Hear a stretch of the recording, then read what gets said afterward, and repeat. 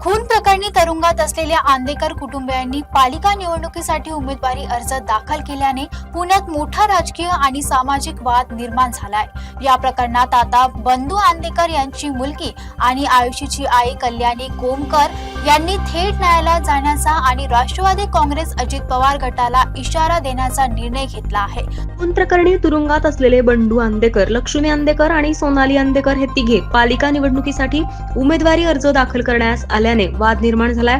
या घटनेचा तीव्र निषेध करत बंडू आंदेकर यांची मुलगी आणि आयुषची आई कल्याणी कोमकर यांनी आज पत्रकार परिषद घेतली। या न्यायालयाने या 3 आरोपींना अर्ज भरण्याची परवानगी देऊ नये होती असा आरोप करत आपण या निर्णयाविरोधात न्यायालयात जाणार असल्याचं कल्याणी कोमकर यांनी स्पष्ट केलंय। तसेच या तिघांनी मुद्दाम अर्धवट अर्ज भरल्याचा आरोपही त्यांनी केलाय।